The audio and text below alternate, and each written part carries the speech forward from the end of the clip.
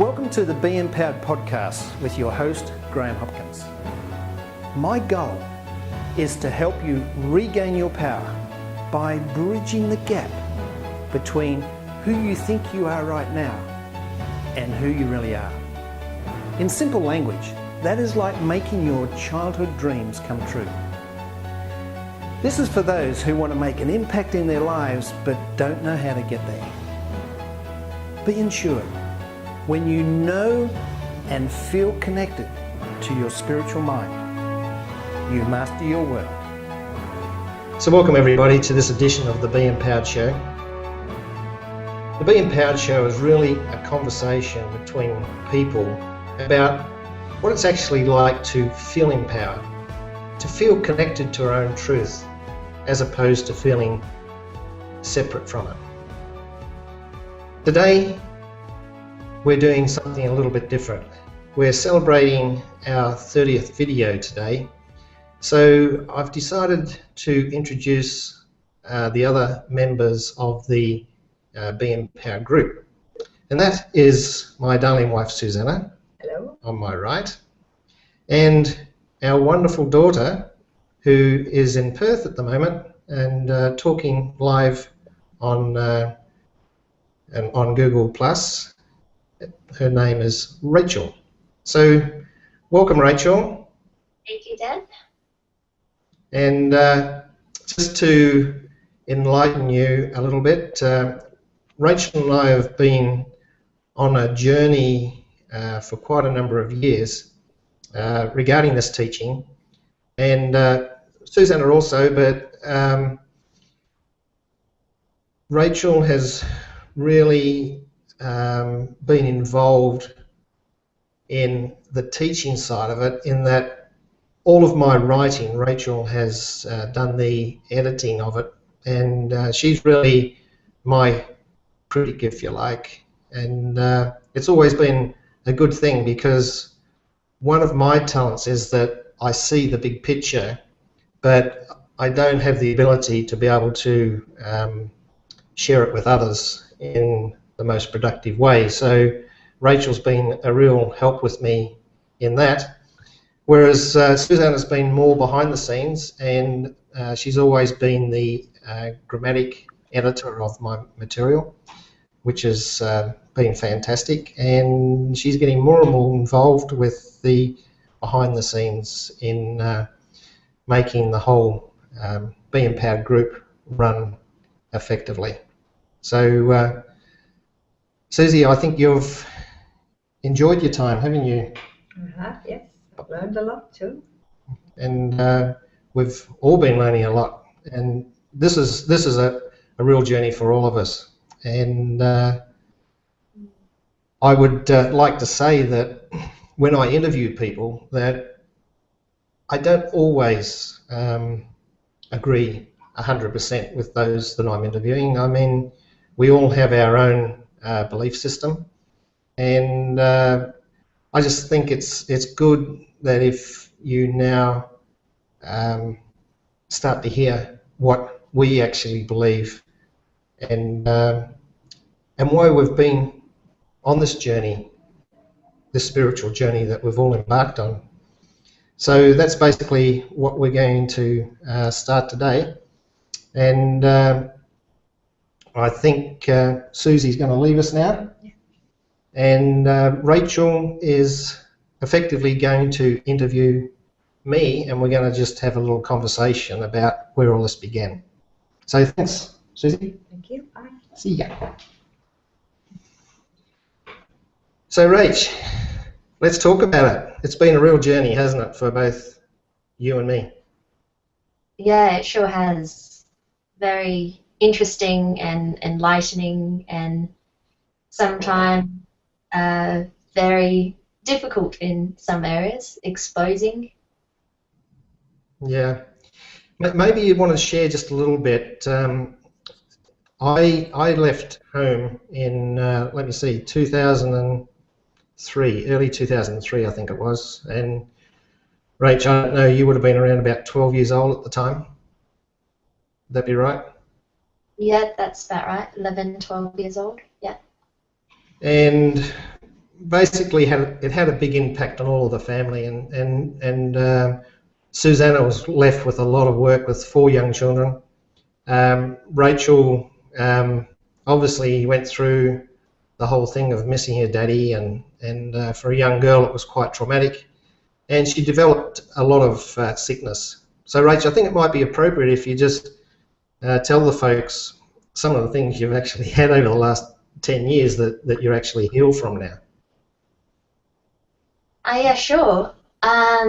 So after you left and we're going through a lot of emotional things, when I was younger, I didn't quite know how to express what I was feeling as a young child, and didn't know how to process it and deal with it. So I developed a lot of different symptoms and conditions. I had gastric ulcers. I had shingles that covered one side of my face. I had recurrent infections, bronchitis, pneumonia, glandular fever, conjunctivitis, every itis that you can put a name to. And since then have been on this journey, or really it was through that I started this healing journey of wanting to discover what was actually going on in my body, why it was happening, and through that also discovering a lot about life, what makes us tick as humans, a lot about psychosomatics, and also spirituality as well, which I've done through this work with Dad. And then it was a few years ago now that we really got together and we started to develop this. And here we are today. Okay, so Rach and I are going to help each other to break these words down, because we all have a vocabulary that other people don't understand. So, Rach, can you describe what psychosomatic is for a start? Sure. Well, psychosomatics, the word itself is psychosomatic. So soma is your body. So that's your body, and then the psycho is your mind, like your psyche. So psychosomatics is the mind-body connection. How illnesses can be either directly caused by, or at least influenced by, what is in the mind or emotions. Okay, so just to explain that Rachel is now a psychosomatic analyst. So she's trained in this, but really it's been the basis to our teaching right from the beginning, hasn't it, Rach? In essence, yeah, it has. Cool. So around about 3 years ago, we decided that we would like to start sharing some of this, because we could start to see some of the effects of putting the teaching into practice. And I'll have to stress that, because that is really what counts. It's taking something and putting it into practice. Mm-hmm. So everything, it starts with the mind, then it goes to our feelings or our heart, and then it goes and we put it into practice. And that's basically how we start creating our own reality. So around about 3 years ago, Rachel came to Dubai, and we sat down and we started putting a bit of a plan together as to bring all of our thoughts together. And we came up with this map, basically a map of our entire being. And we still have it. I still refer to it. It's incredibly accurate, as it turns out, because a lot of what's going on in science is actually proving this to be a reality. But today, Rach, I just want to bring up this area here. I've actually done it in red because this represents our mind. And what actually happens is, I believe, that our whole thinking process becomes conceptual. And what I want to point out is that once again we've got our thinking with feelings, and then we go into action. So one way is being proactive, so it's coming up around this way, and that is what we call the living reality. But unfortunately, most of us process life this way, so it becomes reactive.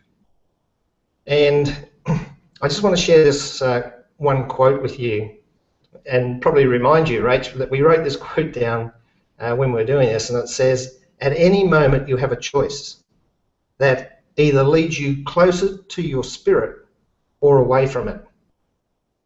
Now that was written by I just looked it up, it was a Vietnamese monk called Thich Nhat Hanh, or something similar. We were in Vietnam for a little while, but I kind of didn't pick up the pronunciation too well, I don't think. But the point is that is our choice at this point. We can either move closer to our spirit or away from it. And the way I put that is that I say that our heart, the gap exists between our heart and our spirit. And the more we bring those two together, the more we become one. You got any thing you want to add to that, Rach? Yeah, I'd actually like to ask you to clarify what it is that you mean by the heart and by the mind, because that's what you've already brought up, and I think there needs to be some form of a definition. What's the difference between them? Cool. It's actually a huge question, but today we'll try and just keep it brief. There's two lines of thought here, and the old line of thinking was that our brain processed information and created our mind. Now they're starting a new wave of thought, and this is the thought that I adhere to, is that our mind is actually different to our brain, and it is our mind that it's the realm in which we create our reality, and that impacts the brain. So in other words, our brain is producing chemicals for the whole body in accordance with what we believe and we create in our mind. So, Dad, can I just ask you one question before you continue there? How would you differentiate between the brain and the mind then? Do you see the brain as that material entity and the mind outside of that? Or do they work together? Well, they definitely work together, but I personally believe that they're different in that the brain is like the processor of the information, energy, and intelligence that is out there in a higher field of energy. And we can either feel connected to that, or we can feel separate from it. So when we feel separate from it, we create our own boxed belief system, if you like. And that's where I want to go in a minute once we finish discussing this. Yeah. Can I word that in a different way then? Do you view mind as a material thing, or is it outside of the material? Can you define that? I personally believe the mind is it's outside of it. It's energy, basically, whereas the brain is the processor of that energy.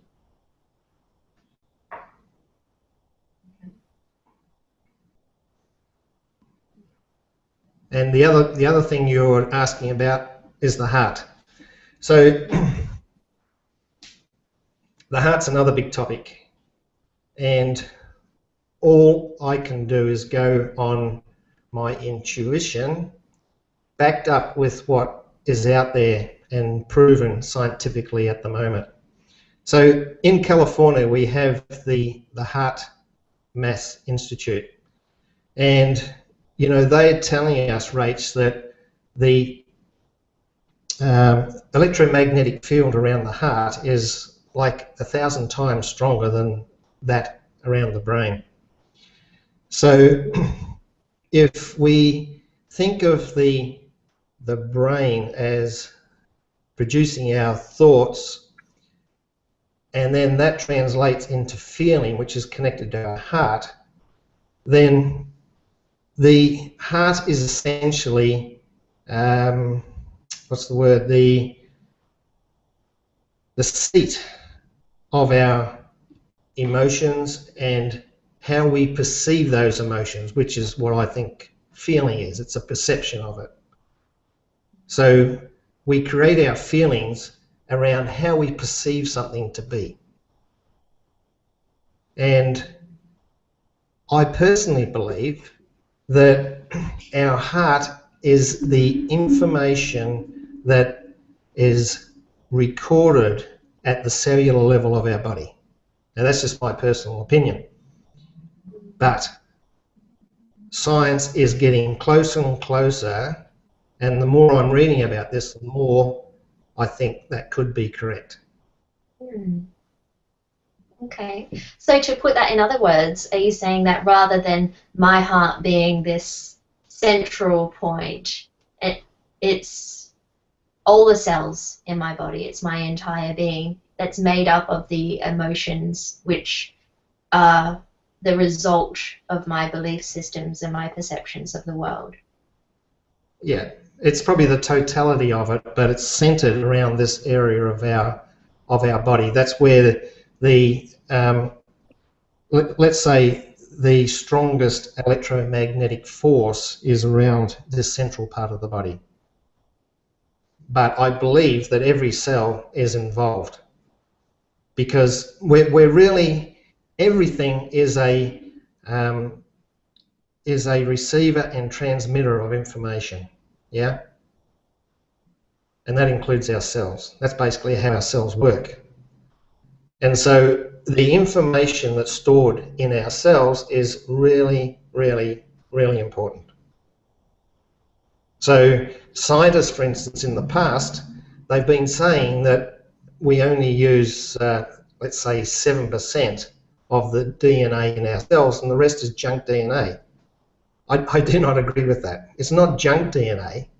It's just that we haven't learnt how to open up that DNA and connect with it in a way that will make it become alive.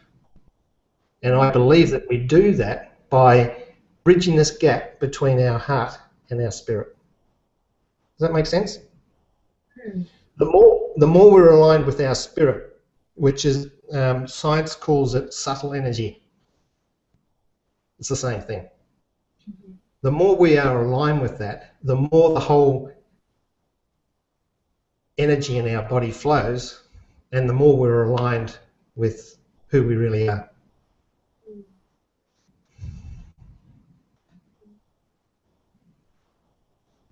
So, what I was going to share today, Reach, was I increased this this diagram with the box, because what happens is that when we don't feel connected to our true identity, we create this box mentality, and it really impacts everything. But really, it's all about our identity. So we create our identities within this box. Another word to call this box is our ego. And within that box, we have we build our strategies, how we're going to strategize and do things, our attitudes, all our belief systems, our values, and even our memories are a part of that but it within this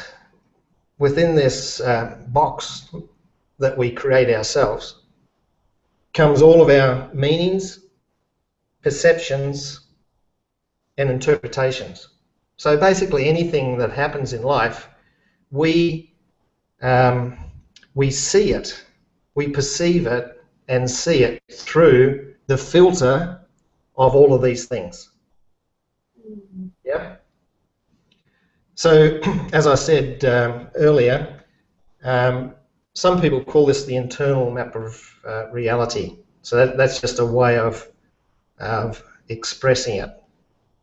But the reason I want to bring this up today is because within this lies the root cause to all of our problems, all of our health issues, all of our financial issues, all of our self-worth issues, all of our relational issues. They all start in the mind. So now that's like quite a big comment to make. How can you go into that a bit more? How can you say that someone's health issues all start in the mind? Surely there are other things that also come into play in someone's health. For instance, that was another example that you used. Yeah, it is a big statement, but the more we understand about energy flow and how we even attract things into our life, the more you understand that the majority of, I'm not saying all of it, but the majority of it starts with our mind and the way we think about ourselves. It's all to do with our identity, how we perceive our own worth and our own significance is so important to this whole process.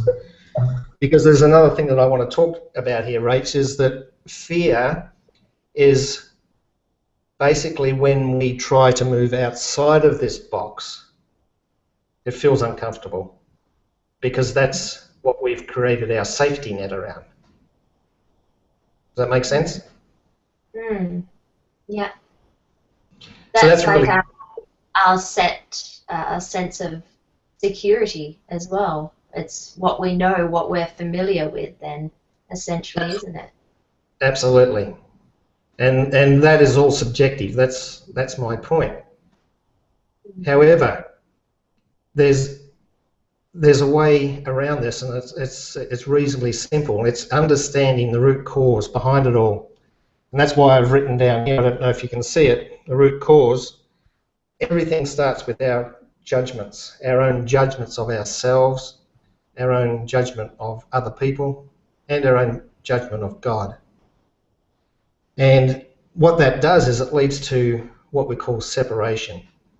So we in fact separate ourselves from our own truth because we're now no longer connected to our spirit because we've eliminated that in our thought process. And the last thing that I want to emphasize in this video is that all of this creates needs. And that's the needs that we all try to fill, but often we try to fill it in the incorrect way.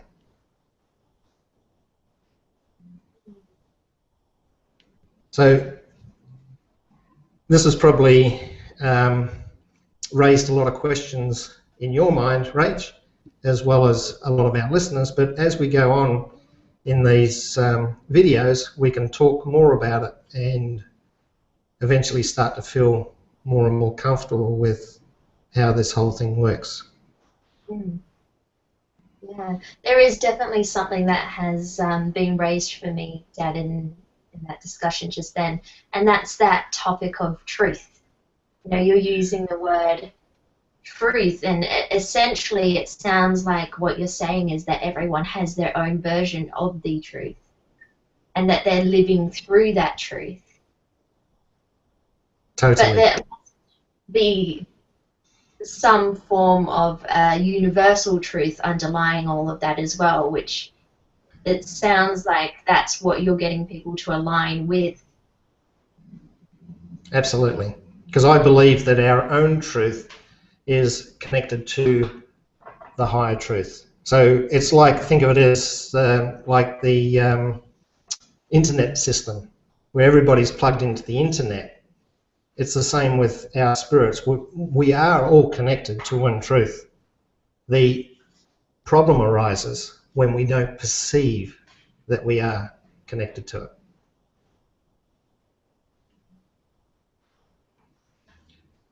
Okay. So if my truth, though, is coming from my opinion of how I see things, how do I know that it is actually in line with the ultimate truth? When we always know we're feeling connected to our truth when we have peace of heart. Otherwise, there's always going to be some form of division, because that's what the internal map of reality does. It creates division in our being. It creates division between our mind, our brain, our body, our soul, our heart. You know, everything becomes divided because nothing is flowing and nothing is truly making sense.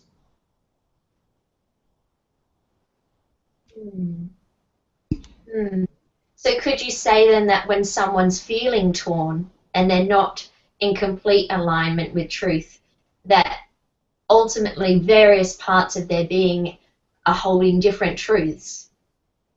Like one part of themselves would be in a truth that doesn't align with another truth, and therefore there's that internal conflict.